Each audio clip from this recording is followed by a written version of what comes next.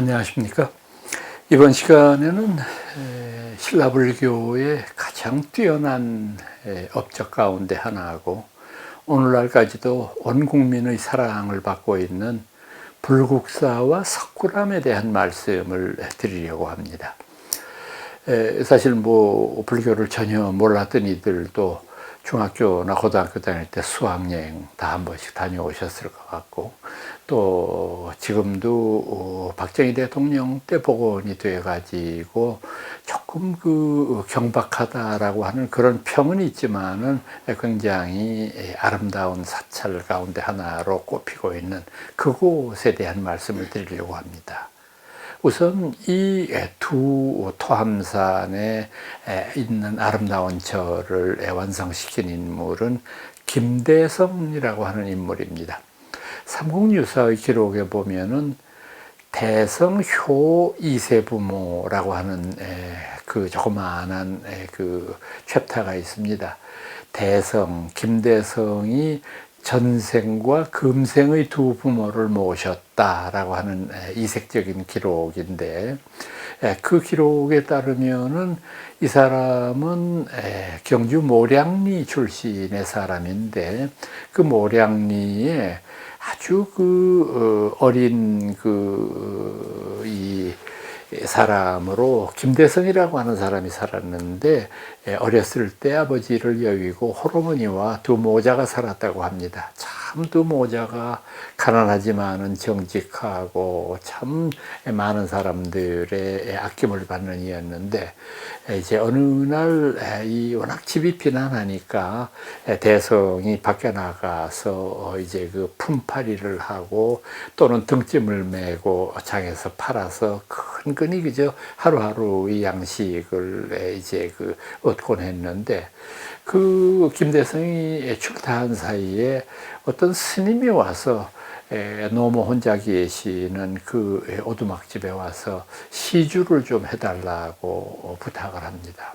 그래서 이 어머니가 글쎄 제가 어떻게든지 좀 시주를 해드리고 싶은 마음이 있는데 워낙 비난해서 도저히 도와드릴 게 없습니다. 저희들한테 있는 전 재산이라는 것은 다리 부러진 솥, 이게 전부입니다. 그랬더니 이 무정한 스님이 그거라도 도와주시면 도움이 되겠습니다. 저희가 절에서 범종을 지금 조성하고 있으니까요. 그래서 흔쾌히 다리 부러진 쇠솥을 기증을 했답니다. 그리고 난 다음에 대성이 겨우 한 대박을 얻어서 오늘 저녁거리를 어머니하고 해결하려고 왔는데, 솥이 있어야지. 솥을 스님한테 보시를 해버렸으니까. 그래서 손바닥에다가 어떻게 할 수도 없고, 그래서 대성이 밖에 나가가지고, 왜 부잣집들에서 보면 화분 같은 거, 그릇 같은 것들 이렇게 막 함부로 버리는 경우가 있고 깨지는 것도 있지 않습니까? 그래서 남이 쓰다가 버린 화분을 깨진 걸 가져다가 깨끗하게 씻고 거기다가 뱃전을 깔아가지고 거기에 조를 얹어가지고 공양을 했다는 기록이 있습니다. 그런데 그런 지 얼마 지나지 않아서 대성이가 죽었어요. 그러니까 마을 사람들이 이구동성으로 말했습니다. 아니, 부처님이 영험하신데 어떻게 저 모자 중에 저 귀한 아들을 그냥 데려가느냐. 참 부처님도 무심하다. 이런 말들을 웅성거렸습니다. 그런데 그날 밤 하늘에서 벼락 소리가 나면서 그 벼락이 당시의 재상이었던 김물량이라고 하는 사람의 귀에는 오늘 밤 너희 집에 대성이라는 아이가 태어날 것이다 라고 하는 소리로 들려요. 그날부터 부인이 태기가 있어서 정말 10달 후에 아이를 낳았습니다. 그 아이의 이름을 들은 것도 있고 해서 대성이라고 지었는데, 또 다른 설도 있습니다. 아이의 이마가 워낙 크고 넓어서 큰 대자를 써서 대성이라고 그랬다, 이런 말도 있고, 아이가 손을 움켜쥔 채 펴지를 않는데 이걸 피는데 보니까 대자하고 성자가 쓰여져 있어서 대성이라고 그랬다, 이런 설도 있습니다. 아무튼 이제 이 두 번째로 태어난 김대성은 신라에서 최고의 권력자 아닙니까? 1인지하 만인지상입니다. 뭐 이 위로는 임금 하나 있고 완전히 그냥 천하를 호령하는 이런 그 굉장히 뛰어난 인물이 되었는데, 이 사람이 젊었을 때부터 사냥을 참 좋아했어요. 그래서 어느 날도 이제 토함산 깊은 곳에 들어가서 사냥을 하는데 우연히 곰과 마주치게 되어서 그 곰을 활로 쏘아 죽였습니다. 그런데 그 곰이 피를 흘리면서 피신해가는 것을 추격했죠. 계속해서 이게 지금 명중을 했으니까 멀리는 못 갔겠다. 그래서 가니까 세상에 그 곰이 암컷이었던 모양이에요. 피를 흘리면서 자기의 그 젖도 떼지 못한 어린 새끼 곁에 가서 누워서 숨을 거뒀어요. 그러니까 대성이 참 아무리 짐승이지만은 마음속으로 비감한 바가 없지 않잖아요. 그래서 좀 안 좋은 마음을 가지고 집에 왔는데 그날 밤 꿈에 곰이 나타나서 맹세를 합니다. 그대가 왜 아무 죄 없는 나를 죽여서 나의 어린 새끼를 또다시 죽음으로 몰고 가는가? 내 마땅히 그대에게 복수를 하리라. 잠이 깨었지만 참 범상치 않은 꿈이고, 그래서 곧 자신의 죄를 뉘우치고 이 억울하게 죽어간 곰을 위해서 웅수사라고 하는 절을 지었어요. 고몽자, 목숨 숫자 써가지고. 이 웅수사라고 하는 절 지금도 있습니다. 여러분들 불국사만 가지 마시고, 불국사를 이제 올라가는 길목으로 들어가시다가, 바로 왼쪽으로 이제 그 유소스텔이 보이고, 그 다음에 불국사 올라가는 큰 길이 있기 바로 이전에 왼편 마을이 바로 웅수사가 있는 지역입니다. 가보면 지금도 아름다운 탑이 세워져 있는데, 그제서야 그 다음날 밤 꿈에 곰이 나타나서 내 이제 그대에 대한 원한을 풀어놓으라, 이렇게 말씀을 한 것입니다. 참 그 김대성은 그런 의미에서 보면 굉장히 특이한 인물이에요.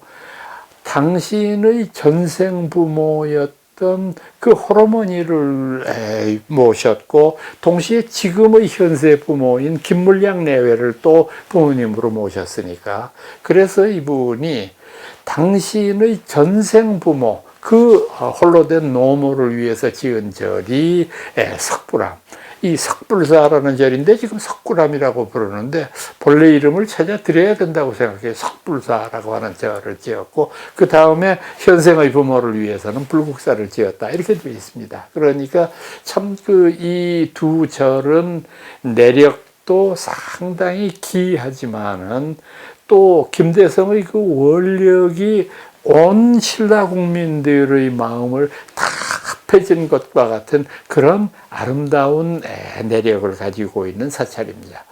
우선 그 시간이 많지 않으니까 불국사 먼저 말씀드릴게요. 불국사 여러분들 다 아시니까 생각을 한번 해보세요.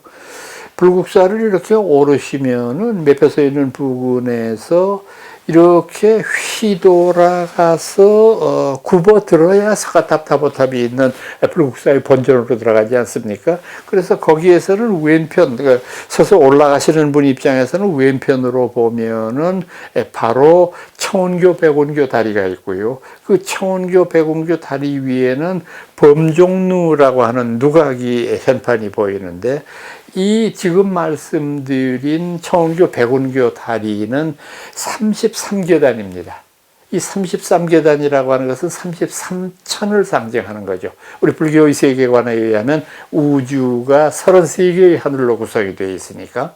그래서 범영루라고 하는 것은 이제 말 그대로 이제 그 많은 이들이 종소리를 들으면서 제도를 받는다라고 하는 그런 의미를 갖는 것인데, 그렇게 해서 한 바퀴를 돌아서 불국사의 본전에 들어서게 되면 어떻게 되느냐, 다보탑과 석가탑, 이 둘에 마주치지 않습니까? 여러분들 뭐 얼핏 보기에는 이름이 참 이상하다. 다보, 뭐 굉장히 보석이 많다는 뜻인데 이게 벼랑간 뜬금없이 뭔 소리일까? 석가탑, 탑을 만들어 놓고 무슨 석가모니 부처님 얘기는 왜 나올까? 이 다보탑, 석가탑 하는 것은 법화경에 나오는 다보열의 품이라고 하는 품을 상징화시킨 겁니다. 그러니까 법화경에서는 무슨 이야기가 나오느냐 하면 다보열애라고 하는 이가 하늘에서 솟아나면, 땅에서 솟아나면서 서가모니 부처님을 향해서 예언을 합니다. 그대는 앞으로 얼마 후에 서가모니라는 이름으로 이 세상에 출현하리라. 그래서 많은 사람들을 제도하리라. 바로 그때 다보열애가 등장을 하면서 지금 말씀하신 그 하늘의 선언을 축하하고 증명을 합니다. 착하고 착하도다. 이와 같이 서가열애가 이 세상에 오시면 많은 중생들이 제도를 얻게 되고 불교라고 하는 위대한 종교가 성장하리라. 그래서 다보열애의 말씀을 상징하려고 다보탑을 세운 거고, 석가열애가 그분의 예언에 의해서 나타나는 것이니까 그것을 석가탑이라고 부르는 것이죠. 다보탑은 아주 탑의 그 형태가 굉장히 유려하면서도 일반적으로 우리가 탑이라고 생각하는 것의 범주를 벗어나지 않습니까? 이 사자들이 밑을 받치고 있고 거기에서 또 네 기둥 안은 뭐 하나의 탑신으로 이룩된 것이 아니라 비어 있지 않아요. 그러니까 이 모든 것이 다 상징적인 의미가 있어요. 사자가 받치고 있는 곳이 빈 것은 공을 상징하는 겁니다. 텅 비었다고 하는 것을 그렇게 상징한 것이죠. 석가탑에 가까이 가서 보시면은 8방의 구름 문양이 땅 밑에 깔려져 있습니다. 이것을 통해서 서가모니 부처님이 이 세상에 오셨을 때 나타나는 상스러운 구름을 상징한 거죠. 바로 그 뒤가 대웅전입니다. 서가모니 부처님 계신 곳, 대웅전의 바로 뒤가 무설전입니다. 이렇게 해서 하나의 불세계가 화엄의 세계와 서가모니의 세계가 펼쳐지고 그 조금 윗단으로 올라가면 관음전이 있거든요. 관세음보살님이 계시고, 지금 제가 말씀드린 그 불국사의 본존터에서 밑으로 계단이 있는데 그 계단을 밟고 내려가 보게 되면은 거기에서 바로 미타전이라고 하는 또 하나의 새로운 그런 그 세계를 만나게 됩니다. 여기에 내려가는 것은 우리가 흔히 아미타 부처님의 여러 가지 우원을 상징하는 52계단을 작성을 했습니다. 왜 52계단이냐 하면 아미타 부처님이 법장보살이라고 하는 비구 스님의 이름으로 수행하실 때 세운 원이 52가지거든요. 그래서 그렇게 만들어진 것이고, 거기에는 미타전이 있죠. 아미타 부처님을 모신 극락세계가 있습니다. 즉 불국사라고 하는 점은 우리가 상상할 수 있는 부처님의 세계를 그대로 현존화시켜 놓은 겁니다. 그래서 간혹 가다가 제가 학생들한테 불국사라는 절 이름의 뜻이 뭘까? 이렇게 물어보면 얼핏 대답을 잘 못해요. 부처불자 나라국자. 부처님의 나라잖아요. 우리가 배운 부처님, 우리가 상상하는 부처님, 그 세계를 현실적인 모습으로 나타내 본 것이 바로 불국사다. 이것이 불국사가 담고 있는 큰 배경일 것이라고 생각합니다. 여러분, 오늘은 불국사에 대한 말씀만을 드렸습니다. 다음 시간에 다시 뵐게요.